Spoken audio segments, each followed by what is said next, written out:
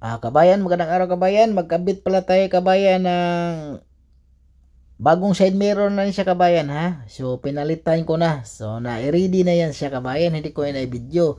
Bali ang ikabit ko na yan, yung salamin niya, pinakasalamin, nilagyan ko ng grease muna. May grease siya. Salamin kasi yung dati kasi yung dumating hindi parehas yung salamin na yan. Hindi parehas. Mayroon kasi yung kuwan sa loob. Yung salamin yan may sariling heater. So kahit maulanan siya, automatic siya magdi-drain yung salamin na yan. Yung dumating wala, so pinalitan kaya matagal dumating. So yan, dumating na, so ikakabit ko na ngayon. Bali yung cap din niya, bali wala din ang cap, hindi din parehas. So yun, pininturahan pa rin ang cap. So ikakabit ko na din yung cap na yan. So inuna natin yung salamin. Yan, so grease muna. Tapos bago ikabit natin yung kasi mayroon siyang kuan yan kabayan, mayroong up down controller siya doon at automatic. Mayroon siyang pwede sa i-left, pwede sa i-right, pwede sa ibaba, pwede sa itaas. Yun ang automatic niya sa operating niya. Yun ang glass na yan, yung salamin na yan. So yan, mayroon tayong nilagay ng dalawang connecting niya, tatlo kasama yung wire kabayan, tatlo. Tapos yan, ganun lang naman paglagay kabayan. So kailangan yung lapad na yung kuan ha, yung kamay mo mismo, yung anong Tagalog niyang kuan sa kabayan, yung malambot lang para hindi mabasag.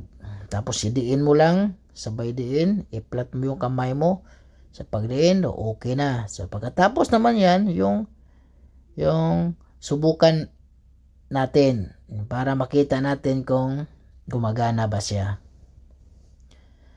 Para at least okay na talaga kabayan, hindi ka na mahirapan.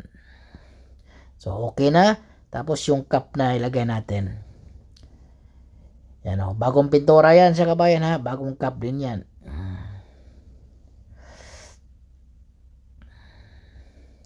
Yan, sinubukan din natin yung signal.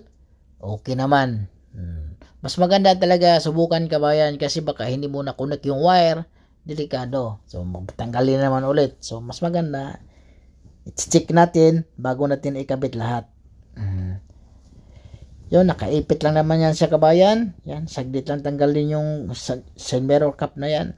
Ganun lang siya kabayan. Maraming salamat kabayan. Huwag kalimutang mag-subscribe kabayan ha. Yan kabayan, i-explain ko sa inyo kabayan. Ito kabayan, ito yung mains na nakabit mo ng maayos kabayan. Ganon mo kabayan, oh. Ayan, yan. Yan. Tapos kailangan wag mong dito lang kasi delikado, kailangan buo kasi baka mabasag to.